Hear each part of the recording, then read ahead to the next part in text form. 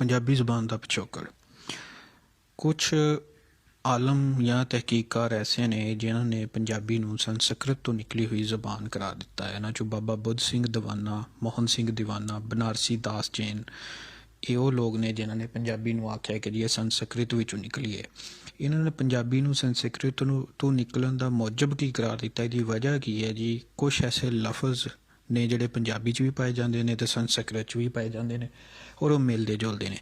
मसलन पंजाबी च पैर है, संस्कृत च पाओ है, पंजाबी च कणक आ, संस्कृत च भी कणक आ, पंजाबी च पट्ट आ, संस्कृत च भी पट्ट आ, पंजाबी च असीं सिर कहने संस्कृत च सिर कह देंगे आ। ये मिलते जुलते लफज ने जिन्हों की वजह तो कहते जी कि ये पंजाबी जी है ना जी संस्कृत तो निकली हुई है। लेकिन हकीकत विच संस्कृत तो नहीं निकली, क्योंकि संस्कृत ज़बान है आर्यावां दी। आर्या वो लोग सन जिहड़े कि तकरीबन इत्थे 1500 तो 2000 कबल मसीह पंजाब की धरती विच आए सी। कित्थों आए इस बारे दे विच मुख्तलिफ नज़रियात पाए जाते हैं। कुछ लोग कहते जर्मनी चो आए, कुछ लोग कहते जी आस्ट्रिया चो आए, कुछ कोई यानी मुख्तलिफ नज़रियात ने। इस वजह तो हतमी तौर पर नहीं कहा जा सकता कि आर्या आए कित्थों सी। लेकिन सिर्फ इस बुनियाद पर कह देना लफज मिलते जुलते इस बुनियाद पर कह देना कि पंजाबी संस्कृत चों निकली है, ये गल ठीक नहीं। ये वास्ते पूरी एक तहकीक की लोड़ है, क्योंकि जदों संस्कृत बोलन वाले लोग जिहड़े सी बेसिकली वेदी सीगी, जदों ये इत्थे आए पंजाब विच ते इत्थे पहले भी कबीले मौजूद सीगे और आर्या पहले लोग नहीं सी जिहड़े इत्थे आए। आर्या दे आउण तो पहले भी कई लोग होर भी कौमां इत्थे आ चुकियां सीगियां। मसलन इत्थे आर्यावां दे आउण तो पहले सब तो पहले मन्निया जाता है जी कि हबशी आए आ, फिर कहा जाता कि आस्ट्रिक आए, उस तो बाद द्रावड़ आए तो फिर आर्या आए, मुख्तलिफ नस्लां आईयां। तो ज़ाहिर है कि जिहड़े हबशी या नैग्रैटो आए सी वो भी कोई ज़बान बोलते होणगे, आस्ट्रिक जदों आए वो भी कोई ज़बान बोलते होणगे, द्रावड़ भी कोई ज़बान बोलते सी। ये तो नहीं ना हो सकता कि ज़बान सिर्फ आर्यावां नूं ही आउंदी सी ते उन्होंने ही आके इत्थे ज़बान अपनी संस्कृत बोली तो उहदे तो ही पंजाबी बन गई जी। इदां नहीं हो सकता। जदीद माहिरी लसानियात है आसफ खान साहब, उन्हों का बकायदा एक मजमून भी है पंजाबी बोली का पिछोकड़। उन्होंने बहुत हवालों के नाल ना पंजाबी नूं गैर संस्कृत या गैर हिंद आर्याई ज़बान तो कढ़िया होया है। वो नहीं कहते कि जी ये पंजाबी हिंद आर्याई आर्यावां की ज़बान नहीं मानते पंजाबी नूं, कहते इत्थे दी ज़बान है, इत्थे दी मकामी ज़बान आ। क्योंकि मसलन आर्यावां दे आउण तो पहले जिहड़े द्रावड़ के कबीले के लोग सी, मंडा कबीला तो द्रावड़ कबीला जिहड़ा इत्थे मौजूद सी आर्या तो पहले आया सी, कई लफज ऐसे ने पंजाबी च जिहड़े द्रावड़ी ज़बान च ते पंजाबी ज़बान च इक्को जैसे ने। मसलन प्यो, मत, मूरख, को कच्छ, लूण, ये लफज दोनों ज़बानों च इस तरह बोले जाते हैं। इस तो अलावा होर भी कई जिहड़ा वा गल्लां हैगियां वा जिहदी बुनियाद ते असीं कह सकते हैं। मसलन लसानी तजर्बे के हवाले नाल जिहड़े माहिरीन सारे कदीमा दे जिहड़े माहिरीन ने उन्होंने जिहड़ियां खुदाइयां कीतियां, जिहदे जो हड़प्पा दी, मोहनजोदड़ो दी, टैक्सला दी, जिन्होंने सराय खोला कहा जाता पंजाबी च, इन्हां दियां तहजीबां निकलियां वो आर्यावां दे आवन तो पहलां दियां तहजीबां ने। ठीक है, तो ये मतलब है कि इत्थे लोग पहले आबाद सी, उन्होंने मुकम्मल एक तहजीब सी, और जब उन्होंने तहजीब सी शहर वसाए सी उन्होंने। मसलन हड़प्पा की गल कर लो, साडे इलाके च ही आ, भरपूर एक शहर सी, मोहनजोदड़ो भी इदां ही आ। तो ज़ाहिर है उन्होंने कोई ज़बान भी होएगी, वो लोग ज़बान बोलते सी। और जिहड़े माहिरीन नस्लियात आ वो मानते हैं कि हड़प्पा दे विच 4 तो 5 मुख्तलिफ कबीले वसदे पे सी। इस तरह मोहनजोदड़ो दे विच पुन्नी कबीला सी जिहड़ा कि उत्थे दा हाकम कबीला सीगा। ठीक है, और ये लोग सारे आर्यावां दे आउण तो पहले दी गल है ते उन्हां दी ज़ुबान भी मौजूद सीगी। दोस्तों ये थोड़ा जिहा इंट्रोडक्शन सी। हुण मैं तुहानूं दसदा कि जिहड़ा इसम पंजाबी है इहदा इरतिका किद्दां होया, ये लफज किद्दां इवॉल्व होया वा, किद्दां साडे तक पहुंचिया है। मसलन 10वीं सदी ईस्वी दे विच अल मसूदी ते इब्ने होकल जोग्राफिया दान बेसिकली और हिस्टोरीयन सीगे ये, इन्हां ने पंजाबी वास्ते मुल्तानी का लफज इस्तेमाल किया। अबू अल फजल ने आईनी अकबरी दे विच भी मुल्तानी का लफज इस्तेमाल किया। अल बैरूनी जो हिंदुस्तान आया तो इत्थे पंजाब के लोगों की जिहड़ी ज़ुबान सी उहदे वास्ते उन्हें अल हिंदिया का लफज इस्तेमाल किया, लाहौरी भी आख्या इनू। इस तरह मसूद, साद, सलमान तो बहुत सारे पंजाबी लिखारियां ने इनू हिंदवी आख्या। ठीक है, तो मौलवी अब्दुल करीम, मोइजुद्दीन, शाह मुराद, मियाँ मोहम्मद बख्श वगैरह ने इनू ज़बान जट्टां पंजाब आख्या। हामिद खान ने हीर रांझा विच इनू जटगी आख्या वा। ਇਹ ਹੀਰ ਰਾਂਝਾ ਸਿਰਫ ਵਾਰਿਸ ਸ਼ਾਹ ਨੇ ਨਹੀਂ ਲਿਖੀ, ਹੋਰ ਵੀ ਬਹੁਤ ਸਾਰੇ ਸ਼ਾਇਰਾਂ ਲਿਖੀ ਹੈ। ਠੀਕ ਹੈ, ਇਸ ਵਜ੍ਹਾ ਤੂੰ ਕਿਸੇ ਜਿਹੜਾ ਨਾ ਕਨਫਿਊਜ਼ਨ ਦਾ ਸ਼ਿਕਾਰ ਨਾ ਹੋਇਓ ਕਿ ਹਾਮਦ ਖਾਨ ਦਾ ਲਫ਼ਜ਼ ਕਿਉਂ ਮੈਂ ਇਸਤੇਮਾਲ ਕੀਤਾ। ਅਮੀਰ ਖੁਸਰੋ ਨੇ ਇਹਨੂੰ ਲਾਹੌਰੀ ਆਖਿਆ ਹੈ। ਇਹ ਪਿਛਲੇ PMS ਦੇ ਵਿੱਚ ਸਵਾਲ ਵੀ ਆਇਆ ਆਬਜੈਕਟਿਵ ਕਿ ਅਮੀਰ ਖੁਸਰੋ ਨੇ ਪੰਜਾਬੀ ਨੂੰ ਕਿਹੜੀ ਜ਼ੁਬਾਨ ਆਖਿਆ ਗਿਆ, ਇਹਦੇ ਵਾਸਤੇ ਕਿਹੜਾ ਲਫ਼ਜ਼ ਇਸਤੇਮਾਲ ਕੀਤਾ, ਲਾਹੌਰੀ ਦਾ ਲਫ਼ਜ਼ ਇਸਤੇਮਾਲ ਕੀਤਾ ਸੀ। ਇਸੇ ਤਰ੍ਹਾਂ ਹਾਫਜ਼ ਬਰਖੁਰਦਾਰ ਉਹ ਪਹਿਲਾ ਬੰਦਾ ਹੈ, ਹਾਫਜ਼ ਬਰਖੁਰਦਾਰ ਰਾਂਝਾ, ਜਿਹਨੇ ਇਸ ਜ਼ੁਬਾਨ ਵਾਸਤੇ ਪੰਜਾਬੀ ਦਾ ਲਫ਼ਜ਼ ਵਰਤਿਆ। ਉਸ ਤੋਂ ਬਾਅਦ ਇਹਦੇ ਵਾਸਤੇ ਮੌਲਵੀ ਕਮਾਲੁਦੀਨ ਨੇ ਅਤੇ ਸੁੰਦਰ ਦਾਸ ਆਰਾਮ ਨੇ ਪੰਜਾਬੀ ਦਾ ਲਫ਼ਜ਼ ਲਿਖਿਆ ਅਤੇ ਇਹ ਲਫ਼ਜ਼ ਉਸ ਤੋਂ ਬਾਅਦ ਮੁਸਤਮਲ ਹੋ ਗਿਆ ਜਾਂ ਆਮ ਇਸਤੇਮਾਲ ਹੋਣ ਲੱਗ ਗਿਆ। ਹੁਣ ਅਸੀਂ ਆਉਂਦੇ ਹਾਂ ਜੀ ਮੁਹੰਮਦ ਆਸਿਫ ਖਾਨ ਦਾ ਜਿਹੜਾ ਮਜ਼ਮੂਨ ਹੈ ਪੰਜਾਬੀ ਬੋਲੀ ਦਾ ਪਿਛੋਕੜ ਉਹਦੀ ਤਰਫ, ਕਿਉਂਕਿ ਉਹ ਇਸ ਟੌਪਿਕ ਨੂੰ ਕੰਪਲੀਟਲੀ ਕਵਰ ਕਰਦਾ ਹੈ। ਇਹ ਮਜ਼ਮੂਨ ਜਿਹੜਾ ਹੈ ਜੀ, ਇਹਦੇ 4 ਹਿੱਸੇ ਨੇ। ਇਹਦੇ 'ਚ 4 ਦੀਗਰ ਮਜ਼ਮੂਨ ਲਿਖੇ ਹੋਏ ਨੇ ਜਿਨ੍ਹਾਂ ਦੇ ਨਾਮ ਭਰੇ ਭੰਡਾਰ, ਪੰਗਰੇਵਾਂ, ਪੰਜਾਬੀ ਬੋਲੀ ਦਾ ਪਿਛੋਕੜ ਅਤੇ ਪੰਜਾਬੀ ਜ਼ੁਬਾਨ ਕੀ ਅਜਾਏ ਤਰਕੀਬੀ ਹੈ। ਲੇਕਿਨ ਜਿਹੜਾ ਤੀਸਰਾ ਮਜ਼ਮੂਨ ਹੈ ਪੰਜਾਬੀ ਬੋਲੀ ਦਾ ਪਿਛੋਕੜ, ਉਹਦੇ ਟੋਟਲ 100 ਸਫ਼ੇ ਨੇ ਔਰ ਸਭ ਤੋਂ ਜ਼ਖੀਮ ਜਾਂ ਸਭ ਤੋਂ ਭਾਰੀ ਭਰਕਮ ਵੀ ਇਹੀ ਹੈ ਅਤੇ ਇਹੀ ਇਸਤੇਮਾਲ ਇਸੇ 'ਚ ਸਾਰੀ ਡਿਟੇਲ ਸਾਨੂੰ ਮਿਲਦੀ ਹੈ। ਇਹਦੇ ਵਿੱਚ ਮੁਹੰਮਦ ਆਸਿਫ ਖਾਨ ਕਹਿੰਦਾ ਹੈ ਕਿ ਜੀ ਪੰਜਾਬੀ ਜ਼ੁਬਾਨ ਦੇ ਬਾਰੇ 'ਚ 3 ਮਰੂਫ ਨਜ਼ਰੀਏ ਪਾਏ ਜਾਂਦੇ ਨੇ, ਯਾਨੀ ਇਹਦੇ ਓਰੀਜਨ ਦੇ ਬਾਰੇ 'ਚ ਕਿ ਕਿੱਥੋਂ ਨਿਕਲੀ ਹੈ, ਕਿੱਦਾਂ ਪੈਦਾ ਹੋਈ ਹੈ। ਮਸਲਨ ਸਭ ਤੋਂ ਪਹਿਲਾ ਨਜ਼ਰੀਆ ਇਹ ਆ ਜਿਹਨੂੰ ਅਸੀਂ ਹਿੰਦ ਆਰਿਆਈ ਨਜ਼ਰੀਆ ਕਹਿ ਦਿੰਦੇ ਹਾਂ ਜਾਂ ਹਿੰਦ ਆਰਿਆਈ ਬੋਲੀਆਂ ਦਾ ਸਫ਼ਰ ਵੀ ਕਹਿ ਦਿੰਦੇ ਹਾਂ ਕਿ ਵੇਦੀ ਜ਼ੁਬਾਨ ਸਭ ਤੋਂ ਪਹਿਲੇ ਵੇਦੀ ਜ਼ੁਬਾਨ ਤੋਂ ਸੰਸਕ੍ਰਿਤ ਬਣੀ ਆ। ਸੰਸਕ੍ਰਿਤ ਤੋਂ 2 ਤਰ੍ਹਾਂ ਦੀ ਸੀ, ਇੱਕ ਆਮ ਬੋਲਚਾਲ ਦੀ ਸੰਸਕ੍ਰਿਤ ਸੀ, ਇੱਕ ਲਿਖਤੀ ਸੰਸਕ੍ਰਿਤ ਸੀਗੀ। ਠੀਕ ਹੈ, ਉਹ ਜਿਹੜੀ ਬੋਲਚਾਲ ਦੀ ਸੀ ਉਹਨੂੰ ਪਾਣਨੀ ਇੱਕ ਗ੍ਰਾਮਰ ਨਵੀਸ ਸੀਗਾ, ਉਹਨੇ ਸੰਸਕ੍ਰਿਤ ਦੀ ਸਭ ਤੋਂ ਪਹਿਲੀ ਗ੍ਰਾਮਰ ਪਾਣਨੀ ਨੇ ਅਸ਼ਟਾਧਿਆਈ ਦੇ ਨਾਂ ਤੋਂ ਲਿਖੀ ਸੀ। ਉਸ ਗ੍ਰਾਮਰ ਦੇ ਵਿੱਚ ਲਿਖਤੀ ਸੰਸਕ੍ਰਿਤ ਦੇ ਵਿੱਚ ਅਕਸਾਰਤਾ ਪੈਦਾ ਕਰਤੀ, ਯਕਜਾਈ ਪੈਦਾ ਕਰਤੀ, ਇੱਕ ਜੈਸਾ ਬਣਾਤਾ ਪੂਰੇ ਹਿੰਦੁਸਤਾਨ ਵਿੱਚ, ਔਰ ਉਹ ਅਦਬੀ ਜ਼ਬਾਨ ਬਣ ਕੇ ਟਕਸਾਲੀ ਜ਼ਬਾਨ ਬਣ ਗਈ। ਜਦਕਿ ਜਿਹੜੀ ਬੋਲੀ ਜਾਣ ਵਾਲੀ ਸੰਸਕ੍ਰਿਤ ਸੀ ਉਹ ਵਟਦੀ ਯਾਨੀ ਖਰਾਬ ਹੁੰਦੀ ਅਪਭਨਸ਼ ਬਣੀ। ਅਪਭਨਸ਼ ਤੋਂ ਅੱਗੇ 27 ਜ਼ਬਾਨਾਂ ਉਹਦੀਆਂ ਨੇ ਜਿਹਦੇ 'ਚ ਬੰਗਾਲੀ, ਗੁਜਰਾਤੀ, ਹਿੰਦੀ, ਪੰਜਾਬੀ, ਸਿੰਧੀ ਵਗੈਰਾ ਨੂੰ ਉਹਦੇ ਵਿੱਚ ਲਿਆ ਜਾਂਦਾ ਨੇ ਅਤੇ ਇਸ ਤਰ੍ਹਾਂ ਪੰਜਾਬੀ ਬਣੀ। ਇਹ ਇੱਕ ਨਜ਼ਰੀਆ ਵਾ। ਠੀਕ ਹੈ ਜੀ। ਦੂਜਾ ਨਜ਼ਰੀਆ ਹੈ ਕਿ ਹਿੰਦ ਆਰਿਆਈ ਬੋਲੀਆਂ ਸਿੱਧੀਆਂ ਹੀ ਵੇਦੀ ਦੇ ਕੁੱਖੋਂ ਜੰਮੀਆਂ ਨੇ, ਯਾਨੀ ਉਹਦੀ ਕੁੱਖ 'ਚ ਜੰਮੀਆਂ ਨੇ, ਉਹਦੀ ਗੋਦ 'ਚ ਜੰਮੀਆਂ ਨੇ। ਹਿੰਦ ਆਰਿਆਈ ਬੋਲੀਆਂ ਕਿਹੜੀਆਂ ਨੇ? ਆਹ ਸਾਰੀਆਂ ਜਿਹੜੀਆਂ ਹਿੰਦ 'ਚ ਬੋਲੀਆਂ ਜਾਂਦੀਆਂ ਨੇ, ਜਿੱਦਾਂ ਪੰਜਾਬੀ ਹੋ ਗਈ, ਬੰਗਾਲੀ ਹੋ ਗਈ, ਸਿੰਧੀ ਹੋ ਗਈ, ਗੁਜਰਾਤੀ ਹੋ ਗਈ, ਮਾਲਵੀ ਹੋ ਗਈ ਵਗੈਰਾ ਵਗੈਰਾ, ਇਹ ਸਿੱਧੀਆਂ ਵੇਦੀ ਤੋਂ ਨਿਕਲੀਆਂ ਨੇ। ਔਰ ਤੀਸਰਾ ਨਜ਼ਰੀਆ ਇਹ ਹੈ ਕਿ ਪੰਜਾਬੀ ਇੱਕ ਗੈਰ ਆਰਿਆਈ ਬੋਲੀ ਹੈ, ਯਾਨੀ ਇਹ ਆਰਿਆਵਾਂ ਦੀ ਬੋਲੀ ਨਹੀਂ ਗੀ, ਆਰਿਆ ਕੌਮ ਦੀ ਬੋਲੀ ਨਹੀਂ ਗੀ, ਜਾਂ ਉਹਦੇ ਨਾਲ ਨਹੀਂ ਆਈ ਜਾਂ ਉਹਦੀ ਵਜ੍ਹਾ ਤੋਂ ਨਹੀਂ ਬਣੀ, ਬਲਕਿ ਇਹ ਉਸ ਤੋਂ ਵੀ ਪਹਿਲੇ ਦੀ ਮੌਜੂਦ ਸੀ। ਇਹ 3 ਮੁਖਤਲਿਫ ਨਜ਼ਰੀਆਤ ਮੁਹੰਮਦ ਆਸਿਫ ਖਾਨ ਨੇ ਪਹਿਲੇ ਦੋਵਾਂ ਨਜ਼ਰੀਆਤ ਨੂੰ ਝੂਠ ਕਰਾਰ ਦਿੱਤਾ ਹੈ, ਉਹਦੀ ਮੁਖਾਲਫਤ ਕੀਤੀ ਹੈ, ਰਿਜੈਕਟ ਕੀਤਾ ਹੈ ਕਿ ਇਸ ਬੁਨਿਆਦ 'ਤੇ ਮਸਲਨ ਜਿਹੜਾ ਪਹਿਲਾ ਨਜ਼ਰੀਆ ਵਾ ਕਿ ਜੇ ਵੇਦੀ ਤੋਂ ਸੰਸਕ੍ਰਿਤ ਬਣੀ, ਸੰਸਕ੍ਰਿਤ ਤੋਂ ਪ੍ਰਾਕ੍ਰਿਤ ਤਾਂ ਬਨਸ਼ ਬਣੀ, ਉਹਦੇ ਤੋਂ ਹਿੰਦ ਆਰਿਆਈ ਬੋਲੀਆਂ ਯਾਨੀ ਪੰਜਾਬੀ ਵਗੈਰਾ ਬਣੀਆਂ। ਉਹ ਕਹਿੰਦੇ ਕਿ ਕੋਈ ਜ਼ਬਾਨ ਵੀ ਦੂਜੀ ਜ਼ਬਾਨ 'ਚੋਂ ਨਹੀਂ ਫੁੱਟਦੀ, ਇਸ ਵਜ੍ਹਾ ਤੋਂ ਇਹ ਨਜ਼ਰੀਆ ਗਲਤ ਕਰਾਰ ਦਿੰਦੇ ਨੇ। ਜਿਹੜਾ ਦੂਜਾ ਨਜ਼ਰੀਆ ਹੈ, ਇਸੇ ਤਰ੍ਹਾਂ ਜਿਹੜਾ ਹਿੰਦ ਆਰਿਆਈ ਬੋਲੀਆਂ ਵੀ ਸਿੱਧੀ ਵੇਦੀ ਦੀ ਕੁੱਖੋਂ ਜੰਮੀਆਂ ਨੇ, ਇਹਨੂੰ ਤਾਂ ਪਹਿਲੇ ਨਜ਼ਰੀਏ ਨੂੰ ਦੋਨਾਂ ਨੂੰ ਇਸ ਬੁਨਿਆਦ 'ਤੇ ਵੀ ਗਲਤ ਕਰਾਰ ਦੇਣੇ ਨੇ ਕਿ ਲਫ਼ਜ਼ ਗੋ ਕੇ ਮੌਜੂਦ ਨੇ ਪੰਜਾਬੀ 'ਚ, ਸੰਸਕ੍ਰਿਤ 'ਚ ਪੰਜਾਬੀ ਦੇ ਲਫ਼ਜ਼ ਮੌਜੂਦ ਨੇ, ਲੇਕਿਨ ਗ੍ਰਾਮਰ ਦੇ ਅਤਬਾਰ ਦੇ ਨਾਲ ਹਿੰਦ ਆਰਿਆਈ ਬੋਲੀਆਂ ਸੰਸਕ੍ਰਿਤ ਤੋਂ ਬਿਲਕੁਲ ਮੁਖਤਲਿਫ ਨੇ। ਇਹਨਾਂ ਦੀ ਗ੍ਰਾਮਰ ਮੁਖਤਲਿਫ ਇਸ ਵਜ੍ਹਾ ਤੋਂ, ਜਦੋਂ ਗ੍ਰਾਮਰ ਹੀ ਮੁਖਤਲਿਫ ਹੈ ਤਾਂ ਅਸੀਂ ਕਿੱਦਾਂ ਕਹਿ ਸਕਦੇ ਹਾਂ ਕਿ ਇਹ ਬੋਲੀਆਂ ਜਿਹੜੀਆਂ ਸੰਸਕ੍ਰਿਤ 'ਚੋਂ ਨਿਕਲੀਆਂ ਨੇ ਜਾਂ ਵੇਦੀ 'ਚੋਂ ਨਿਕਲੀਆਂ ਨੇ ਜਾਂ ਆਰਿਆਈ ਬੋਲੀਆਂ ਨੇ, ਆਰਿਆਵਾਂ ਦੀ ਕੌਮ ਦੀ ਬੋਲੀ ਹੈ।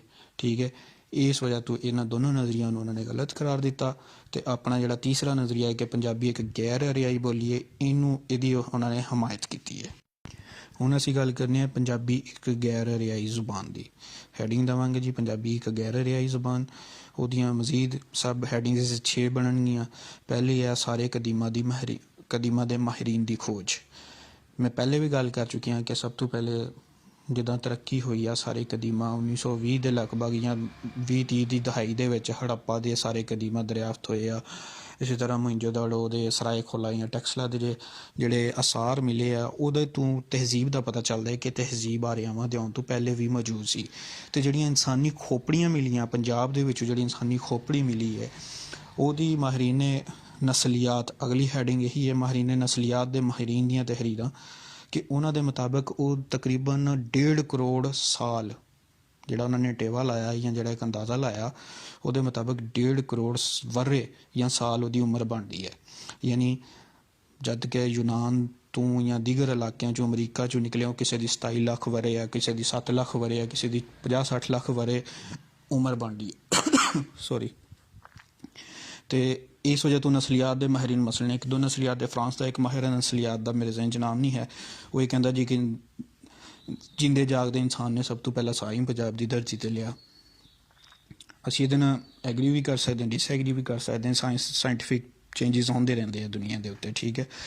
ਲੇਕਿਨ ਬਹਰਹਾਲ ਇਹ ਜ਼ਰੂਰ ਪਤਾ ਚੱਲਦਾ ਕਿ ਇੱਥੇ ਇਨਸਾਨ ਦੀ ਬਾਕੀਆਤ ਬਹੁਤ ਪੁਰਾਣੀਆਂ ਨੇ। ਇਹ ਨਹੀਂ ਕਿ ਆਰੀਆ ਇੱਥੇ ਆਏ ਅਤੇ ਉਹਨਾਂ ਨੇ ਆ ਕੇ ਇੱਥੇ ਇਲਾਕੇ ਨੂੰ ਆਬਾਦ ਕੀਤਾ ਅਤੇ ਬੋਲੀ ਲਿਆਂਦੀ, ਉਸ ਤੋਂ ਪਹਿਲੇ ਵੀ ਕੌਮਾਂ ਮੌਜੂਦ ਸਨ। ਤੀਸਰੀ ਹੈਡਿੰਗ ਹੈ ਜੀ ਕਿ ਰਗਵੇਦ, ਜਿਹੜੀ ਵੈਦੀ ਜ਼ਬਾਨ ਜਿਹਨੂੰ ਅਸੀਂ ਕਹਿੰਦੇ ਹਾਂ, ਰਗਵੇਦ ਹਿੰਦੂਆਂ ਦੀ ਮਜ਼ਹਬੀ ਕਿਤਾਬ ਹੈ। ਰਗਵੇਦ, ਯਜੁਰਵੇਦ, ਠੀਕ ਹੈ, ਵਗੈਰਾ ਵਗੈਰਾ। ਇਹ 2-3 ਕਿਤਾਬਾਂ ਨੇ ਉਹਨਾਂ ਦੀਆਂ। ਇਹਨਾਂ ਵਿੱਚ ਗੈਰ ਆਰਿਆਈ ਕਬੀਲਿਆਂ ਦਾ ਜ਼ਿਕਰ ਮੌਜੂਦ ਹੈ। ਯਾਨੀ ਜਦੋਂ ਆਰਿਆ ਇੱਥੇ ਆਏ ਤਾਂ ਉਹਨਾਂ ਨੇ ਵੇਦੀ ਲਿਖਣੀ ਸ਼ੁਰੂ ਕੀਤੀ ਜਾਂ ਰਗਵੇਦ ਆਪਣੀ ਮਜ਼ਹਬੀ ਕਿਤਾਬ ਲਿਖੀ। ਬੇਸਿਕਲੀ ਮੈਂ ਤੁਹਾਨੂੰ ਇਹ ਵੀ ਦੱਸ ਦੇਵਾਂ ਕਿ ਰਗਵੇਦ ਇੱਕ ਮਜ਼ਹਬੀ ਕਿਤਾਬ ਨਹੀਂ ਹੈ, ਬਲਕਿ ਇੱਕ ਮਨਜ਼ੂਮ ਤਾਰੀਖ ਹੈ, ਅਥੈਂਟਿਕ ਹਿਸਟਰੀ ਹੈ ਉਸ ਵਕਤ ਦੇ ਪੰਜਾਬ ਦੀ, ਸਪਤ ਸਿੰਧੂ ਦੀ, ਠੀਕ ਹੈ, 7 ਦਰਿਆਵਾਂ ਦੀ ਜ਼ਮੀਨ ਦੀ ਹੈ ਇਸ ਦੀ। ਅਤੇ ਦਰਿਆ ਸਿੰਧ ਸਭ ਤੋਂ ਉਸੇ ਨਿਸਬਤ ਨਾਲ ਸਿੰਧੂ ਕਿਹਾ ਗਿਆ, ਫਿਰ ਇਹਨੂੰ ਹਿੰਦੂ ਕਿਹਾ ਗਿਆ, ਹਿੰਦ ਕਿਹਾ ਗਿਆ। ਸਿੰਧ ਔਰ ਹਿੰਦ ਤੋਂ ਵਜ੍ਹਾ ਹਿੰਦੁਸਤਾਨ ਬਣ ਗਿਆ, ਠੀਕ ਹੈ ਜੀ, ਇਹ ਨਾਮ ਮੁਸਤਮਲ ਹੋਇਆ। ਔਰ ਉਹਦੇ ਵਿੱਚ ਰਗਵੇਦ ਵਿੱਚ 3 ਗੈਰ ਆਰਿਆਈ ਕਬੀਲਿਆਂ ਦਾ ਜ਼ਿਕਰ ਮਿਲਦਾ ਹੈ ਕਿ ਜਦੋਂ ਆਰਿਆ ਇੱਥੇ ਆਏ ਤਾਂ ਇੱਥੇ ਦਸਿਓ, ਉਸਰ ਅਤੇ ਪੁੰਨੀ ਕਬੀਲਾ ਮੌਜੂਦ ਸੀ। ਪੁੰਨੀ ਕਬੀਲਾ ਜਿਹੜਾ ਵਾ ਉਹ ਮੋਹਿੰਜੋਦੜੋ ਦੇ ਵਿੱਚ ਬਾਅਦ 'ਚੋਂ ਹਾਕਮ ਕਬੀਲਾ ਵੀ ਰਿਹਾ ਹੈ। ਫਿਰ ਇਸ ਤੋਂ ਅਗਲਾ ਪੜਾਅ ਆ ਜਾਂਦਾ ਜੀ ਕਿ ਵੇਦੀ ਅਤੇ ਸੰਸਕ੍ਰਿਤ ਵਿੱਚ ਗੈਰ ਆਰਿਆਈ ਲਫ਼ਜ਼ਾਂ ਦੀ ਵੀ ਮੌਜੂਦਗੀ ਪਾਈ ਜਾਂਦੀ ਹੈ। ਸਾਡੀ ਅਗਲੀ ਹੈਡਿੰਗ ਬਣੇਗੀ ਕਿ ਅਸੀਂ ਜੇ ਇਹ ਕਹਿੰਦੇ ਹਾਂ ਕਿ ਪੰਜਾਬੀ ਜਿਹੜੀ ਉਹ ਸੰਸਕ੍ਰਿਤ ਤੋਂ ਜਾਂ ਵੇਦੀ ਤੋਂ ਨਿਕਲੀ ਹੈ। ਬੇਸਿਕਲੀ ਵੇਦੀ ਔਰ ਸੰਸਕ੍ਰਿਤ ਇੱਕ ਹੀ ਚੀਜ਼ ਹੈ, ਇੱਕ ਹੀ ਜ਼ੁਬਾਨ ਹੈ, ਠੀਕ ਹੈ। ਯਾਨੀ ਰਗਵੇਦ ਦੇ ਵਿੱਚ ਜਿਹੜੀ ਜ਼ੁਬਾਨ ਇਸਤੇਮਾਲ ਕੀਤੀ ਗਈ ਹੈ ਉਹਨੂੰ ਵੇਦੀ ਵੀ ਕਿਹਾ ਜਾਂਦਾ ਅਤੇ ਉਹਨੂੰ ਸੰਸਕ੍ਰਿਤ ਵੀ ਕਿਹਾ ਜਾਂਦਾ। ਅਗਰ ਅਸੀਂ ਇਹ ਕਹਿੰਦੇ ਹਾਂ ਕਿ ਜੀ ਪੰਜਾਬੀ ਇਹਦੇ 'ਚੋਂ ਨਿਕਲੀ ਹੈ ਕਿਉਂਕਿ ਪੰਜਾਬੀ 'ਚ ਇਹਨਾਂ ਦੇ ਲਫ਼ਜ਼ ਪਾਏ ਜਾਂਦੇ ਨੇ, ਅਤੇ ਵੇਦੀ ਦੇ ਵਿੱਚ ਜਾਂ ਸੰਸਕ੍ਰਿਤ ਦੇ ਵਿੱਚ ਵੀ ਬਹੁਤ ਸਾਰੇ ਐਸੇ ਲਫ਼ਜ਼ ਨੇ ਜਿਹੜੇ ਗੈਰ ਆਰਿਆਈ ਲਫ਼ਜ਼ ਨੇ, ਜਿਹੜੇ ਆਰੀਆ ਕੌਮ ਜਿਹਨਾਂ ਲਫ਼ਜ਼ਾਂ ਨਾਲ ਵਾਕਫ ਨਹੀਂ ਸੀ, ਜਾਂ ਜਿਹੜੇ ਵੈਦੀ ਔਰ ਸੰਸਕ੍ਰਿਤ ਲਫ਼ਜ਼ ਨਹੀਂ ਹੈ ਪਿਓਰ, ਠੀਕ ਹੈ। ਅਤੇ ਇਸ ਵਜ੍ਹਾ ਤੋਂ ਜਿਹੜਾ ਅਸੀਂ ਕਹਿ ਸਕਦੇ ਹਾਂ ਕਿ ਪੰਜਾਬੀ ਇੱਕ ਗੈਰ ਆਰਿਆਈ ਜ਼ੁਬਾਨ ਹੈ, ਕਿਉਂਕਿ ਇਹ ਉਹੀ ਲਫ਼ਜ਼ ਹੈ ਜਿਹੜੇ ਇੱਥੇ ਰਹਿਣ ਵਾਲੇ ਲੋਕ ਬੋਲਦੇ ਸੀਗੇ ਅਤੇ ਉਹਨਾਂ ਦਾ ਲਫ਼ਜ਼ਾਂ ਦਾ ਜਿਹੜਾ ਮੇਲ ਮਿਲਾਪ ਹੋਇਆ। ਉਸ ਤੋਂ ਬਾਅਦ ਗ੍ਰੈਰਸਨ ਦੀ ਤਹਿਕੀਕ ਆ ਜਾਂਦੀ ਹੈ ਕਿ ਗ੍ਰੈਰਸਨ ਇੱਕ ਲਸਾਨੀਆ ਦਾ ਮਾਹਿਰ ਸੀ। ਉਹਨੇ ਆਪਣੀ ਤਹਿਕੀਕ ਦੇ ਮੁਤਾਬਕ 179 ਜ਼ੁਬਾਨਾਂ ਜਿਹੜੀਆਂ ਇੱਥੇ ਬੋਲੀਆਂ ਜਾਂਦੀਆਂ ਸਨ ਇਸ ਇਲਾਕੇ ਵਿੱਚ, ਉਹਨਾਂ ਦਾ ਤਜਜ਼ੀਆ ਕੀਤਾ ਤਾਂ 544 ਲਹਿਜਿਆਂ ਦਾ, ਬੋਲੜੀਆਂ ਦਾ ਜਿਹੜਾ ਵਾ ਤਜਜ਼ੀਆ ਕੀਤਾ। ਉਸੇ ਦੀ ਤਹਿਕੀਕ ਦੇ ਉੱਤੇ ਜਿਹੜਾ ਸਾਡੇ ਜਿਹੜੇ ਸੌਜਵਾਨ ਨੇ ਜਾਂ ਸਾਡੇ ਜਿਹੜੇ ਸਕਾਲਰ ਨੇ ਉਸੇ ਦੀ ਤਹਿਕੀਕ ਨੂੰ ਸਹੀ ਮੰਨਦਿਆਂ ਹੋਇਆ ਪੰਜਾਬੀ ਨੂੰ ਸੰਸਕ੍ਰਿਤ ਜਾਂ ਵੇਦੀ ਦੇ ਖਾਤੇ 'ਚ ਪਾ ਦਿੰਦੇ ਨੇ, ਠੀਕ ਹੈ ਜੀ। ਉਸ ਤੋਂ ਬਾਅਦ 6ਵੀਂ ਹੈਡਿੰਗ ਸਾਡੀ ਬਣੇਗੀ ਜ਼ੁਬਾਨ ਦੇ 2 ਪਹਿਲੂਆਂ, ਸਰਫ ਅਤੇ ਨਹਵ ਦਾ ਜ਼ਿਕਰ। ਇਹ ਮੈਂ ਬਾਅਦ 'ਚੋਂ ਗੱਲ ਕਰਦਾ ਵਾਂ। ਹੁਣ ਅਸੀਂ ਸਭ ਤੋਂ ਪਹਿਲੇ ਆਰੀਆਵਾਂ ਦੀ ਜ਼ੁਬਾਨ ਦੀ ਗੱਲ ਕਰਦੇ ਹਾਂ ਜੀ ਕਿ ਆਰੀਆਵਾਂ ਦੀ ਜਿਹੜੀ ਜ਼ੁਬਾਨ ਹੈ ਉਹ ਕਿਹੜੀ ਸੀ। ਆਮ ਤੌਰ 'ਤੇ ਆਰੀਆਵਾਂ ਦੀ ਜਿਹੜੀ ਜ਼ੁਬਾਨ ਸੀ ਉਹ ਵੇਦੀ ਸੀ। ਅਤੇ ਆਰਿਆ ਜਦੋਂ ਇੱਥੇ ਆਏ ਤਾਂ ਇੱਥੇ ਜਿਹੜੇ ਮਕਾਮੀ ਕਬੀਲੇ ਸੀਗੇ ਦੇਸੀਓ, ਉਸਰ ਅਤੇ ਪੁੰਨੀ, ਉਹਨਾਂ ਦੇ ਨਾਲ ਉਹਨਾਂ ਦਾ ਮੇਲ ਜੋਲ ਹੋਇਆ, ਉਹਨਾਂ ਦੀ ਲੜਾਈ ਹੋਈ। ਪਹਿਲੇ ਉਹਨਾਂ ਨੇ ਕਬਜ਼ਾ ਕੀਤਾ, ਕੁਛ ਕਬੀਲਿਆਂ ਦੇ ਕੁਛ ਲੋਕ ਮਰ ਗਏ, ਕੁਛ ਬਾਅਦ 'ਚ ਨਾਲ ਉਹਨਾਂ ਜਿਹਨੂੰ ਅਸੀਂ ਕੋ ਐਗਜ਼ਿਸਟ ਕਹਿੰਦੇ ਹਾਂ, ਉਹਨਾਂ ਨੇ ਪੀਸਫੁਲੀ ਰਹਿਣਾ ਸ਼ੁਰੂ ਕਰ ਦਿੱਤਾ। ਉਹ ਜਦੋਂ ਰਹੇ ਤਾਂ ਜ਼ਾਹਰ ਹੈ ਜਦੋਂ 2-3 ਕੌਮਾਂ ਆਪਸ 'ਚ ਮਿਲ ਜੁਲ ਕੇ ਰਹਿੰਦੀਆਂ ਨਾ, ਅਤੇ ਉਹਨਾਂ ਕੌਮਾਂ ਦਾ ਆਪਸ 'ਚ ਦਾਨ ਪ੍ਰਦਾਨ ਹੁੰਦਾ। ਤਹਿਜ਼ੀਬੋ ਸਕਾਫਤ, ਜ਼ੁਬਾਨ, ਇਹ ਚੀਜ਼ਾਂ ਇੱਕ ਦੂਸਰੇ ਤੋਂ ਸਿੱਖਦੇ ਆ। ਇਸੇ ਤਰ੍ਹਾਂ ਹੋਇਆ ਲਫ਼ਜ਼ਾਂ ਦਾ ਜਿਹੜਾ ਨਾ ਦਾਨ ਪ੍ਰਦਾਨ ਹੋਇਆ। ਯਾਨੀ ਕੁਛ ਲਫ਼ਜ਼ ਜਿਹੜੇ ਮਕਾਮੀ ਬੋਲੀਆਂ ਦੇ ਸੀ ਉਹ ਵੇਦੀ 'ਚ ਚਲੇ ਗਏ, ਜਿਹੜੇ ਕਿ ਸਾਨੂੰ ਰਗਵੇਦ 'ਚ ਦੇਖਣ ਨੂੰ ਮਿਲਦੇ ਆ, ਔਰ ਕੁਛ ਵੇਦੀ ਜਾਂ ਸੰਸਕ੍ਰਿਤ ਦੇ ਲਫ਼ਜ਼ ਜਿਹੜੇ ਉਹ ਮਕਾਮੀ ਲੋਕਾਂ ਦੇ ਕੋਲ ਆ ਗਏ, ਠੀਕ ਹੈ। ਮਕਾਮੀ ਬੋਲੀ ਦੇ ਵਿੱਚ ਆ ਗਏ, ਜਿੱਦਾਂ ਪੰਜਾਬੀ 'ਚ ਆ ਗਏ, ਸਿੰਧੀ 'ਚ ਆ ਗਏ, ਗੁਜਰਾਤੀ 'ਚ ਆ ਗਏ, ਸੰਸਕ੍ਰਿਤ ਦੇ ਲਫ਼ਜ਼ ਪਾਏ ਜਾਂਦੇ ਨੇ। ਇੱਕ ਤਾਂ ਇਹ ਗੱਲ ਹੋ ਗਈ। ਉਸ ਤੋਂ ਬਾਅਦ ਉਹ ਕਹਿੰਦੇ ਜੀ ਕਿ ਇਸ ਵੇਦੀ ਤੋਂ ਅਗਲਾ ਪੜਾਅ ਜਿਹੜਾ ਸੰਸਕ੍ਰਿਤ ਦਾ ਆਉਂਦਾ ਨਾ, ਕਿ ਵੇਦੀ ਦੇ 2 ਰੂਪ ਸੀ। ਇੱਕ ਸੀ ਆਮ ਬੋਲਚਾਲ ਦੀ ਵੇਦੀ ਜਿਹੜੀ ਆਮ ਬੋਲੀ ਜਾਂਦੀ ਸੀ, ਠੀਕ ਹੈ ਜੀ, ਜਿਹੜੀ ਕਿ ਮਕਾਮੀ ਅਸਰ ਤੋਂ ਤਬਦੀਲ ਹੁੰਦੀ ਪ੍ਰਾਕ੍ਰਿਤ ਬਣ ਗਈ, ਇੱਕ ਨਜ਼ਰੀਆ ਪਾਇਆ ਜਾਂਦਾ। ਦੂਜੀ ਲਿਖਣ ਪੜ੍ਹਨ ਵਾਲੀ ਅਦਬੀ ਜ਼ੁਬਾਨ ਸੀ, ਜਿਹਦੇ 'ਚ ਕਿਤਾਬਾਂ ਲਿਖੀਆਂ ਜਾਂਦੀਆਂ ਸੀ। ਅਦਬੀ ਲੋਕ ਜਾਂ ਬ੍ਰਾਹਮਣ ਜਿਹੜੇ ਸੀ ਉਹ ਇਸਤੇਮਾਲ ਕਰਦੇ ਸੀ। ਇਹ ਜਿਹੜੀ ਲਿਖਣ ਪੜ੍ਹਨ ਵਾਲੀ ਅਦਬੀ ਜ਼ੁਬਾਨ ਸੀ ਨਾ, ਇਹ ਬਾਅਦ 'ਚੋਂ ਪਾਣਨੀ ਇੱਕ ਬੰਦਾ ਸੀ, ਬ੍ਰਾਹਮਣ ਸੀਗਾ, ਉਹਨੇ ਅਸ਼ਟਾਧਿਆਈ ਦੇ ਨਾਂ ਦੀ ਇੱਕ ਗ੍ਰਾਮਰ ਲਿਖੀ। ਉਸ ਗ੍ਰਾਮਰ ਦੇ ਜ਼ਰੀਏ ਉਹਨੇ ਸੰਸਕ੍ਰਿਤ ਦੇ ਅਸੂਲੋ ਜ਼ਵਾਬਤ ਮੁਤੱਯਨ ਕਰ ਦਿੱਤੇ, ਅਤੇ ਉਹ ਮੁਤੱਯਨ ਹੋਣ ਦੀ ਵਜ੍ਹਾ ਤੋਂ ਇਹ ਇੱਕ ਟਕਸਾਲੀ ਜ਼ਬਾਨ ਬਣ ਗਈ, ਯਾਨੀ ਪੂਰੇ ਹਿੰਦੁਸਤਾਨ ਦੀ ਜ਼ਬਾਨ ਬਣ ਗਈ, ਇੱਕ ਅਦਬ ਦੀ ਜ਼ਬਾਨ ਬਣ ਗਈ। ਤੁਸੀਂ ਇਹਨੂੰ ਕਹਿ ਲਓ ਕਿ ਜਿੱਦਾਂ ਉਰਦੂ ਦਾ ਓਰੀਜਨ ਅਗਰ ਅਸੀਂ ਦੇਖੀਏ ਤਾਂ ਉਰਦੂ ਜਿਹੜੀ ਆ ਰੇਖਤਾ ਜਾਂ ਉਰਦੂ ਉਹ ਕਿਸ ਤਰ੍ਹਾਂ, ਉਹ ਵੀ ਇਸੇ ਤਰ੍ਹਾਂ ਬਣੀ ਹੈ ਕਿ ਆਮ ਤੌਰ 'ਤੇ ਲੋਕ ਆਪਣੀ ਆਪਣੀ ਜ਼ੁਬਾਨ ਬੋਲਦੇ ਸੀ ਸਾਰੇ ਇਲਾਕਿਆਂ ਦੇ, ਲੇਕਿਨ ਪੂਰੇ ਹਿੰਦੁਸਤਾਨ ਦੇ ਵਿੱਚ ਉਰਦੂ ਨੇ ਇੱਕ ਕਨੈਕਟੀਵਿਟੀ, ਜਾਂ ਪਾਕਿਸਤਾਨ 'ਚ ਵੀ ਅਗਰ ਗੱਲ ਕੀਤੀ ਜਾਏ ਤਾਂ ਜੋ ਸੂਰਤ ਹਾਲ ਪਾਕਿਸਤਾਨ 'ਚ ਇੱਕ ਅਦਬੀ ਜ਼ੁਬਾਨ ਦੇ ਤੌਰ 'ਤੇ ਉਰਦੂ ਜਿਹੜੀ ਇਸਤੇਮਾਲ ਕੀਤੀ ਜਾਂਦੀ ਹੈ, ਇੱਕ ਕਨੈਕਸ਼ਨ ਦੇ ਵਾਸਤੇ ਇਸਤੇਮਾਲ ਕੀਤੀ ਜਾਂਦੀ ਹੈ, ਰਾਬਤੇ ਦੀ ਜ਼ੁਬਾਨ ਕਹੀ ਜਾਂਦੀ ਹੈ, ਕੌਮੀ ਜ਼ੁਬਾਨ। ਇਸੇ ਤਰ੍ਹਾਂ ਸੰਸਕ੍ਰਿਤ ਇੱਕ ਅਦਬੀ ਜ਼ੁਬਾਨ ਦੇ ਤੌਰ 'ਤੇ ਉੱਭਰ ਕੇ ਸਾਹਮਣੇ ਆਈ ਵੇਦੀ ਤੋਂ। ਠੀਕ ਹੈ ਜੀ। ਅਤੇ ਉਰਦੂ, ਜਿਸ ਤਰ੍ਹਾਂ ਉਰਦੂ ਨੇ ਬਹੁਤ ਸਾਰੀਆਂ ਜ਼ੁਬਾਨਾਂ ਦੀਆਂ, ਮਸਲਨ ਤੁਰਕੀ ਜ਼ੁਬਾਨ, ਫਾਰਸੀ ਜ਼ੁਬਾਨ, ਪੰਜਾਬੀ ਜ਼ੁਬਾਨ, ਅੰਗਰੇਜ਼ੀ ਜ਼ੁਬਾਨ, ਇਹਨਾਂ ਦੇ ਲਫ਼ਜ਼ ਆਪਣੇ ਵਿੱਚ ਸ਼ਾਮਲ ਕਰ ਲਏ। ਇਸੇ ਤਰ੍ਹਾਂ ਸੰਸਕ੍ਰਿਤ ਨੇ ਵੀ ਇੱਥੇ ਦੀਆਂ ਮਕਾਮੀ ਜ਼ੁਬਾਨਾਂ ਦੇ ਲਫ਼ਜ਼ ਆਪਣੇ ਵਿੱਚ ਸ਼ਾਮਲ ਕਰ ਲਏ ਸੀ। ਸੰਸਕ੍ਰਿਤ ਤੋਂ ਅਗਲਾ ਪੜਾਅ ਆਉਂਦਾ ਜੀ ਪ੍ਰਾਕ੍ਰਿਤ ਦਾ, ਯਾਨੀ ਵੇਦੀ ਤੋਂ ਸੰਸਕ੍ਰਿਤ ਬਣੀ, ਸੰਸਕ੍ਰਿਤ ਤੋਂ ਪ੍ਰਾਕ੍ਰਿਤ ਬਣੀ। ਅਸੀਂ ਇਸ ਨਜ਼ਰੀਏ ਦਾ ਖੋਲ੍ਹ ਕੇ ਬਿਆਨ ਕਰ ਰਹੇ ਹਾਂ ਉਹਨੂੰ। ਪ੍ਰਾਕ੍ਰਿਤ ਕਿਹਾ ਜਾਂਦਾ ਜੀ ਕਿ ਸੰਸਕ੍ਰਿਤ ਤੋਂ ਪ੍ਰਾਕ੍ਰਿਤਾਂ ਬਣੀਆਂ। ਹੁਣ ਪ੍ਰਾਕ੍ਰਿਤਾਂ ਬਾਰੇ 'ਚ 3 ਨਜ਼ਰੀਏ ਪਾਏ ਜਾਂਦੇ ਨੇ ਕਿ ਪ੍ਰਾਕ੍ਰਿਤ ਸਿੱਧੀ ਸੰਸਕ੍ਰਿਤ ਤੋਂ ਫੁੱਟੀ, ਪਹਿਲਾ ਨਜ਼ਰੀਆ। ਦੂਜਾ ਹੈ ਕਿ ਜੀ ਪ੍ਰਾਕ੍ਰਿਤ ਦਾ ਜਨਮ ਵੇਦੀ ਬੋਲੀ ਤੋਂ ਹੋਇਆ। ਤੀਜਾ ਹੈ ਕਿ ਪ੍ਰਾਕ੍ਰਿਤ ਦੇ ਮਾਨੀ ਮੁੱਢ ਕਦੀਮ ਦੀ ਬੋਲੀ ਦੇ ਨੇ। ਇਸ ਪਾਰੋਂ ਪ੍ਰਾਕ੍ਰਿਤਾਂ ਵੇਦੀ ਤੇ ਸੰਸਕ੍ਰਿਤ ਤੋਂ ਵੀ ਪੁਰਾਣੀਆਂ ਬੋਲੀਆਂ ਨੇ। ਮੁਹੰਮਦ ਆਸਫ ਖਾਨ ਨੇ ਆਪਣੇ ਮਜ਼ਮੂਨ 'ਚ ਪਹਿਲੇ 2 ਨਜ਼ਰੀਆਂ ਨੂੰ ਇੱਥੇ ਵੀ ਰਿਜੈਕਟ ਕਰ ਦਿੱਤਾ।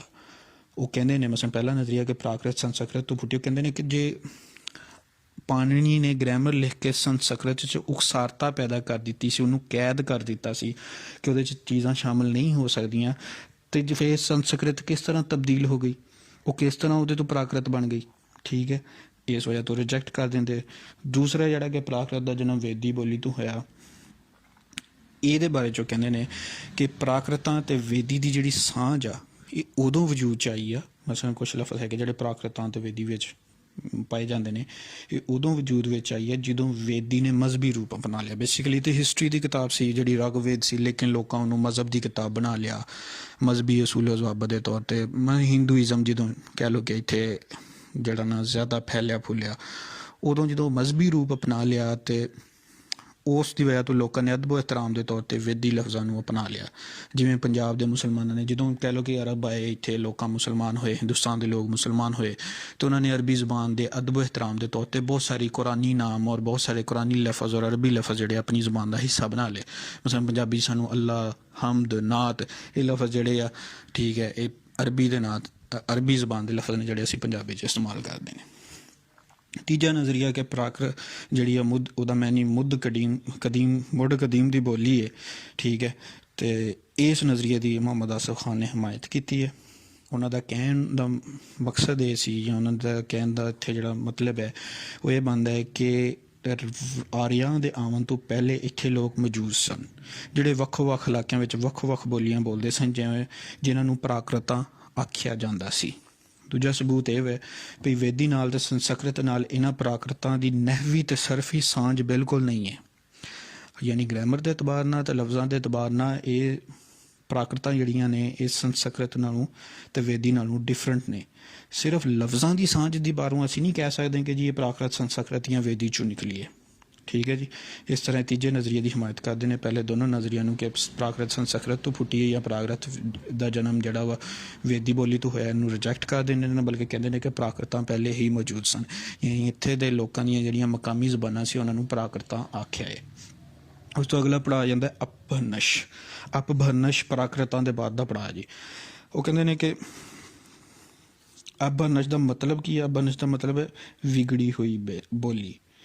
ਯਾਨੀ ਅਸੀਂ ਜਦੋਂ ਮੈਂ ਤੁਹਾਨੂੰ 3 ਮਰੂਫ ਨਜ਼ਰੀਏ ਦੱਸੇ ਸੀ ਤਾਂ ਉਹਨਾਂ 'ਚੋਂ ਪਹਿਲਾ ਨਜ਼ਰੀਆ ਜਿਹੜਾ ਸੀ ਇਹ ਸੀ ਕਿ ਵੇਦੀ ਤੋਂ ਸੰਸਕ੍ਰਿਤ ਬਣੀ, ਸੰਸਕ੍ਰਿਤ ਤੋਂ ਜਿਹੜੀ ਲਿਖਤੀ ਸੰਸਕ੍ਰਿਤ ਅਤੇ ਬੋਲਣ ਵਾਲੀ ਸੰਸਕ੍ਰਿਤ ਸੀ। ਲਿਖਤੀ ਸੰਸਕ੍ਰਿਤ ਦੀ ਉਕਸਾਰਤਾ ਰਹੀ, ਉਹ ਮੌਜੂਦ ਰਹੀ ਕਿਉਂਕਿ ਗ੍ਰਾਮਰ ਲਿਖੀ ਗਈ ਸੀ, ਉਹ ਉੱਦਾਂ ਹੀ ਰਹੀ, ਜਦਕਿ ਬੋਲਣ ਵਾਲੀ ਸੰਸਕ੍ਰਿਤ ਵੱਟਦੀ ਅਪਭਰਨਸ਼ ਬਣ ਗਈ, ਯਾਨੀ ਵਿਗੜੀ ਹੋਈ ਬੋਲੀ ਬਣ ਗਈ, ਅਤੇ ਉਸ ਤੋਂ ਹਿੰਦ ਰਹੀ ਬੋਲੀਆਂ ਨੇ ਜਨਮ ਲਿਆ, ਪੰਜਾਬੀ ਵਗੈਰਾ ਨੇ। ਹੁਣ ਅਸੀਂ ਉੱਥੇ ਪਹੁੰਚ ਗਏ ਹਾਂ ਕਿ ਅਪਭਰਨਸ਼ ਵਿਗੜੀ ਹੋਈ ਬੋਲੀ। ਇੱਥੇ ਆਸਫ ਖਾਨ ਕਹਿੰਦੇ ਨੇ ਕਿ ਕਿਆ ਸਾਰੀ ਦੀ ਸਾਰੀ ਬੋਲੀ ਵਿਗੜ ਗਈ? ਅਗਰ ਉਹ ਬੋਲਣ ਵਾਲੀ ਸੰਸਕ੍ਰਿਤ ਸੀ, ਅਗਰ ਉਹ ਵਿਗੜੀ ਤਾਂ ਉਹ ਸਾਰੀ ਦੀ ਸਾਰੀ ਬੋਲੀ ਵਿਗੜ ਗਈ। ਫਿਰ ਉਹ ਕਿਆ ਇਸ ਤਰ੍ਹਾਂ 27 ਅਪਭਰਨਸ਼ ਦੀਆਂ ਜ਼ੁਬਾਨਾਂ, 27 ਕਿਸਮਾਂ ਨੇ ਅਪਭਰਨਸ਼ ਦੀਆਂ। ਉਹ ਇਹ ਵੀ ਕਹਿੰਦੇ ਨੇ ਕਿ ਕਿਆ ਉਹ ਇੰਨੀ ਵਿਗੜੀ ਕਿ 27 ਤਰ੍ਹਾਂ ਵਿਗੜ ਗਈ, 27 ਮੁਖਤਲਿਫ ਜ਼ਬਾਨਾਂ ਬਣ ਗਈਆਂ। ਬੰਗਾਲੀ ਹੋ ਗਈ, ਹਿੰਦੀ ਹੋ ਗਈ, ਪੰਜਾਬੀ ਹੋ ਗਈ, ਗੁਜਰਾਤੀ ਹੋ ਗਈ, ਸਿੰਧੀ ਹੋ ਗਈ ਵਗੈਰਾ ਵਗੈਰਾ। ਠੀਕ ਹੈ, ਇਹ 27 ਮੁਖਤਲਿਫ ਲਹਿਜੇ, 27 ਮੁਖਤਲਿਫ ਜ਼ਬਾਨਾਂ ਬਣ ਗਈਆਂ। ਇਸ ਤਰ੍ਹਾਂ ਤਾਂ ਕੋਈ ਜ਼ਬਾਨ ਨਹੀਂ ਵਿਗੜ ਸਕਦੀ ਕਿ ਪੂਰੀ ਦੀ ਪੂਰੀ ਵਿਗੜ ਜਾਏ ਔਰ 27 ਮੁਖਤਲਿਫ ਕਿਸਮਾਂ ਦੇ ਵਿੱਚ ਵਿਗੜ ਜਾਏ। ਇਸ ਵਜ੍ਹਾ ਤੋਂ ਇਹ ਕਹਿਣਾ ਕਿ ਜੀ ਵੇਦੀ ਤੋਂ ਸੰਸਕ੍ਰਿਤ ਬਣੀ, ਸੰਸਕ੍ਰਿਤ ਤੋਂ ਪ੍ਰਾਕ੍ਰਿਤ, ਪ੍ਰਾਕ੍ਰਿਤ ਤੋਂ ਅਭਰਨਸ਼ ਬਣ ਗਈ, ਵਿਗੜ ਗਈ ਬੋਲੀ। ਠੀਕ ਹੈ, ਅਤੇ ਉਸ ਤੋਂ ਪੰਜਾਬੀ ਵਗੈਰਾ ਪੈਦਾ ਹੋਈ, ਇਹ ਬਿਲਕੁਲ ਹੀ ਗਲਤ ਗੱਲ ਹੈ। ਅਭਰਨਸ਼ ਤੋਂ ਅਗਲਾ ਪੜਾਅ ਉਹ ਕਹਿੰਦੇ ਜੀ ਕਿ ਹਿੰਦ ਆਰਿਆਈ ਬੋਲੀਆਂ ਦਾ ਆਉਂਦਾ ਨੇ। ਮਸਲਾ ਉਹੀ ਜਿਹੜਾ ਪਹਿਲਾ ਨਜ਼ਰੀਆ ਸੀਗਾ ਕਿ ਵੇਦੀ ਤੋਂ ਸੰਸਕ੍ਰਿਤ, ਸੰਸਕ੍ਰਿਤ ਤੋਂ ਜਿਹੜੀ ਆ ਉਹ ਪ੍ਰਾਕ੍ਰਿਤ, ਪ੍ਰਾਕ੍ਰਿਤ ਤੋਂ ਅਭਰਨਸ਼, ਅਤੇ ਉਸ ਤੋਂ ਬਾਅਦ ਹਿੰਦ ਆਰਿਆਈ ਬੋਲੀਆਂ ਪੰਜਾਬੀ ਵਗੈਰਾ ਬਣੀਆਂ, 27 ਬੋਲੀਆਂ ਬਣੀਆਂ। ਇਹਦੀ ਜ਼ਿਆਦਾਤਰ ਜਿਹੜੇ ਸਾਡੇ ਸੋਜਵਾਨ ਨੇ ਉਹ ਇਹਦੀ ਵਜ੍ਹਾ ਜਿਹੜੀ ਹੈ ਜਾਰਜ ਗ੍ਰੈਰਸਨ ਦੀ ਥਿਊਰੀ 'ਤੇ ਰੱਖਦੇ ਨੇ। ਜਾਰਜ ਗ੍ਰੈਰਸਨ ਦੀ ਜਿਹੜੀ ਤਹਿਕੀਕ ਸੀ ਉਹ ਕਈ ਹਵਾਲਿਆਂ ਨਾਲ ਗਲਤ ਹੈ। ਉਸਨੇ ਬਰੇ ਸਗੀਰ ਵਿੱਚ ਬੋਲਣ ਜਾਣ ਵਾਲੀਆਂ 179 ਜ਼ਬਾਨਾਂ ਜਾਂ 179 ਬੋਲੀਆਂ ਅਤੇ 544 ਬੋਲੜੀਆਂ ਯਾਨੀ ਲਹਿਜਿਆਂ ਦੇ ਲਸਾਨਿਆਤੀ ਪਹਿਲੂਆਂ ਬਾਰੇ ਗੱਲ ਕੀਤੀ। ਇੱਕ ਬੰਦੇ ਲਈ ਇੰਨੀਆਂ ਜ਼ਬਾਨਾਂ ਦਾ ਜਾਣੂ ਹੋਣਾ ਮੁਮਕਿਨ ਹੀ ਨਹੀਂ। ਕੋਈ 179 ਬੋਲੀਆਂ ਅਤੇ 544 ਲਹਿਜਿਆਂ ਦੇ ਬਾਰੇ 'ਚ ਜਾਣਕਾਰੀ ਰੱਖੇ, ਮੁਕੰਮਲ ਜਾਣਕਾਰੀ ਰੱਖੇ, ਉਹਨਾਂ ਦਾ ਓਰੀਜਨ ਦੱਸੇ। ਦੂਜੀ ਗੱਲ ਇਹ ਕਿ ਉਹ ਸਿਰਫ ਕਸ਼ਮੀਰੀ ਜ਼ਬਾਨ ਦਾ ਜਾਣੂ ਸੀ। ਪੰਜਾਬੀ ਬਾਰੇ ਗੱਲ ਕਰਨਾ ਉਹਦੇ ਲਈ ਮੁਮਕਿਨ ਨਹੀਂ ਸੀ, ਇਸ ਲਈ ਉਹਦੀ ਗੱਲ ਵਿੱਚ ਵਜ਼ਨ ਨਹੀਂ ਹੈ। ਇਸ ਤੋਂ ਬਾਅਦ ਸਾਡੀ ਸੈਕਿੰਡ ਲਾਸਟ ਹੈਡਿੰਗ ਬਣਦੀ ਹੈ ਜੀ ਸਰਫ ਅਤੇ ਨਹਿਵ ਦਾ ਜ਼ਿਕਰ, ਕਿ ਇਸ ਸਾਰੀ ਤਹਿਕੀਕ ਨੂੰ ਸਰਫੀ ਅਤੇ ਨਹਿਵੀ ਲਿਹਾਜ਼ ਨਾਲ ਜੇ ਦੇਖਿਆ ਜਾਏ ਤਾਂ ਸਰਫ ਤੋਂ ਮੁਰਾਦ ਹੁੰਦਾ ਲਫ਼ਜ਼ਾਂ ਬਾਰੇ 'ਚ, ਅਤੇ ਨਹਵ ਤੋਂ ਮੁਰਾਦ ਹੈ ਗ੍ਰਾਮਰ ਬਾਰੇ 'ਚ।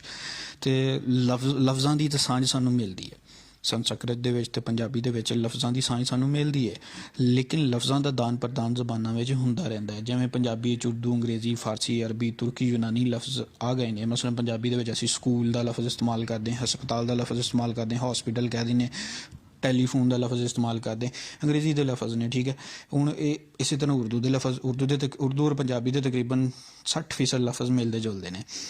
ਅਰਬੀ ਦੇ ਲਫ਼ਜ਼ ਹੋ ਗਏ, ਠੀਕ ਹੈ ਜੀ, ਨਾਤ ਹੋ ਗਈ, ਹਮਦ ਹੋ ਗਈ, ਅੱਲਾ ਹੋ ਗਿਆ, ਕੁਰਾਨ ਹੋ ਗਿਆ, ਇਹ ਸਾਰੇ ਅਰਬੀ ਦੇ ਲਫ਼ਜ਼। ਤੁਰਕੀ ਦੇ ਲਫ਼ਜ਼ ਅਸੀਂ ਇਸਤੇਮਾਲ ਕਰਦੇ ਹਾਂ, ਤੋਪ ਹੋ ਗਿਆ, ਤਸਮਾ ਹੋ ਗਿਆ, ਇਹ ਤੁਰਕੀ ਦੇ ਲਫ਼ਜ਼ ਆ। ਇਸੇ ਤਰ੍ਹਾਂ ਬਹੁਤ ਸਾਰੇ ਯੂਨਾਨੀ ਲਫ਼ਜ਼, ਮਸਲਨ ਬਲਗਮ ਜਿਹੜੀ ਹੈ ਯੂਨਾਨੀ ਲਫ਼ਜ਼ ਫਲਗਮ ਤੋਂ, ਠੀਕ ਹੈ, ਫਲੈਗਮ ਜਿਹਨੂੰ ਕਿਹਾ ਜਾਂਦਾ, ਉਹਦੇ ਤੋਂ ਨਿਕਲੀ ਹੋਈ ਹੈ, ਉਹ ਵੀ ਇਸਤੇਮਾਲ ਹੁੰਦੇ ਨੇ। ਤਾਂ ਕਿਆ ਇਹ ਕਹਿ ਦੇਣਾ ਕਿ ਜੀ ਪੰਜਾਬੀ ਅੰਗਰੇਜ਼ੀ 'ਚੋਂ ਨਿਕਲੀ, ਕਿਉਂਕਿ ਲਫ਼ਜ਼ ਅੰਗਰੇਜ਼ੀ 'ਚ ਵੀ ਉਹ ਨੇ, ਪੰਜਾਬੀ 'ਚ ਵੀ ਉਹ ਨੇ, ਜਾਂ ਪੰਜਾਬੀ ਫਾਰਸੀ 'ਚੋਂ ਨਿਕਲੀ, ਜਾਂ ਪੰਜਾਬੀ ਅਰਬੀ 'ਚੋਂ ਨਿਕਲੀ, ਜਾਂ ਪੰਜਾਬੀ ਤੁਰਕੀ ਯੂਨਾਨੀ 'ਚੋਂ ਨਿਕਲੀ ਹੈ, ਜਾਂ ਪੰਜਾਬੀ ਉਰਦੂ 'ਚੋਂ ਨਿਕਲੀ ਹੈ, ਇਹ ਇੰਤਹਾਈ ਬੇਵਕੂਫਾਨਾ ਗੱਲ ਹੈ। ਪੰਜਾਬੀ ਇਹਨਾਂ ਜ਼ਬਾਨਾਂ ਤੋਂ ਨਹੀਂ ਨਿਕਲੀ। ਜ਼ਬਾਨਾਂ ਜਿੱਥੇ ਲੋਕ ਮੁਖਤਲਿਫ ਜ਼ਬਾਨਾਂ ਬੋਲਣ ਵਾਲੇ ਲੋਕ ਇਕੱਠੇ ਰਹਿੰਦੇ ਨੇ, ਉੱਥੇ ਲਫ਼ਜ਼ਾਂ ਦਾ ਦਾਨ ਪ੍ਰਦਾਨ ਹੋ ਜਾਂਦਾ ਵਾ। ਜ਼ਬਾਨਾਂ ਇੱਕ ਦੂਸਰੇ ਤੋਂ ਲਫ਼ਜ਼ ਉਧਾਰ ਲੈ ਲੈਂਦੀਆਂ ਨੇ, ਇਸਤੇਮਾਲ ਕਰਦੀਆਂ ਨੇ। ਇਸੇ ਤਰ੍ਹਾਂ ਸਰਫੀ ਅਤੇ ਨਹਿਵੀ ਕਾਇਦਿਆਂ ਦੇ ਲਿਹਾਜ਼ ਨਾਲ ਜੇ ਦੇਖਿਆ ਜਾਏ ਤਾਂ ਸੰਸਕ੍ਰਿਤ ਅਤੇ ਪੰਜਾਬੀ ਦੀਆਂ ਜਿੰਨੀਆਂ ਵੀ ਪ੍ਰਾਕ੍ਰਿਤਾਂ ਜਿਹੜੀਆਂ ਮਕਾਮੀ ਬੋਲੀਆਂ ਨੇ, ਉਹਨਾਂ 'ਚ ਕੋਈ ਵੀ ਕਾਮਨ ਗੱਲ ਨਹੀਂ ਪਾਈ ਜਾਂਦੀ।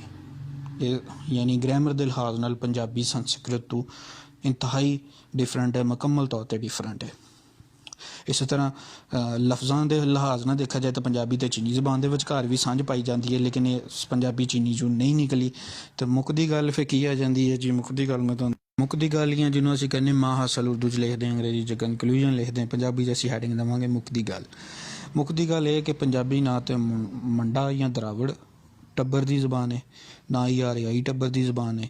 ਠੀਕ ਹੈ, ਇਹ ਉਦੋਂ ਵੀ ਮੌਜੂਦ ਸੀ ਜਦੋਂ ਵੈਦੀ ਬੋਲਣ ਅਤੇ ਸੰਸਕ੍ਰਿਤ ਲਿਖਣ ਵਾਲੇ ਇੱਥੇ ਆਏ, ਯਾਨੀ ਜਦੋਂ ਆਰਿਆ ਇੱਥੇ ਆਏ। ਇਹ ਉਦੋਂ ਵੀ ਮੌਜੂਦ ਸੀ ਜਦੋਂ ਸ਼ੱਕ, ਪਹਿਲਵੀ ਅਤੇ ਯੂਨਾਨੀ ਇੱਥੇ ਬੋਲਣ ਵਾਲੇ ਇੱਥੇ ਆਏ।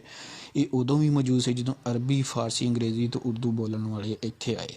ਸਭ ਜ਼ਬਾਨਾਂ ਨਾਲ ਇਹਦਾ ਲੈਣ ਦੇਣ ਹੋਇਆ। ਸਭ ਜ਼ਬਾਨਾਂ ਦਾ ਇਹੋ ਹੀ ਤਰੀਕਾ ਹੁੰਦਾ ਹੈ। ਲਫ਼ਜ਼ਾਲੀ ਦੀਆਂ ਕੁਝ ਸਾਂਝਾਂ ਪਾਉ ਇਹਨੂੰ ਕਿਸੇ ਲਸਾਨੀ ਟੱਬਰ ਨਾਲ ਜੋੜਨਾ ਬਿਲਕੁਲ ਗਲਤ ਅਤੇ ਬੇਬੁਨਿਆਦ ਗੱਲ ਹੈ। ਯਾਨੀ ਸਿਰਫ ਇਹ ਕਹਿ ਦੇਣਾ ਕਿ ਜੀ ਲਫ਼ਜ਼ ਇੱਕੋ ਜਿਹੇ ਨਹੀਂ, ਆਹ ਲਫ਼ਜ਼ ਸੰਸਕ੍ਰਿਤ 'ਚ ਵੀ ਹੈ, ਪੰਜਾਬੀ 'ਚ ਵੀ ਹੈ, ਇਸ ਵਜ੍ਹਾ ਤੋਂ ਇਹ ਸੰਸਕ੍ਰਿਤ 'ਚੋਂ ਨਿਕਲੀ ਹੈ, ਇਹ ਇੱਕ ਬੇਬੁਨਿਆਦ ਗੱਲ ਹੈ। ਮੁਹੰਮਦ ਆਸਫ ਖਾਨ ਨੇ ਇਹਨਾਂ ਮਜ਼ਮੂਨਾਂ ਵਿੱਚ ਤਫਸੀਲੀ ਬਹਿਸ ਕਰਕੇ ਪੰਜਾਬੀ ਨੂੰ ਕਦੀਮ ਅਤੇ ਗੈਰ ਆਰਿਆਈ ਸਾਬਤ ਕੀਤਾ ਹੈ।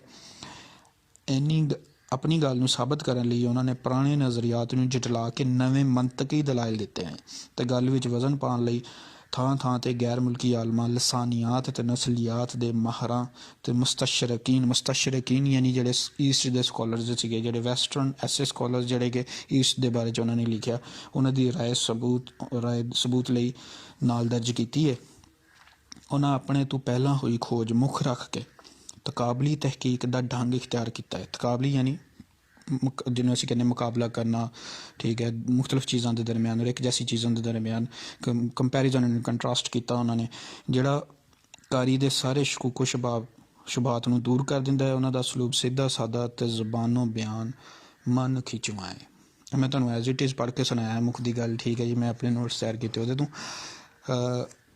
ਸਿੰਪਲ ਵਰਡਸ 'ਚ ਅਸੀਂ ਕਹਿ ਸਕਦੇ ਹਾਂ, ਜਿਹਨੂੰ ਅਸੀਂ ਕਰਕਸ ਜਾਂ ਨਿਚੋੜ ਹੈ, ਉਹ ਇਹ ਹੈ ਕਿ ਪੰਜਾਬੀ ਜ਼ੁਬਾਨ ਇੱਕ ਗੈਰ ਅਰਿਆਈ ਜ਼ੁਬਾਨ ਹੈ।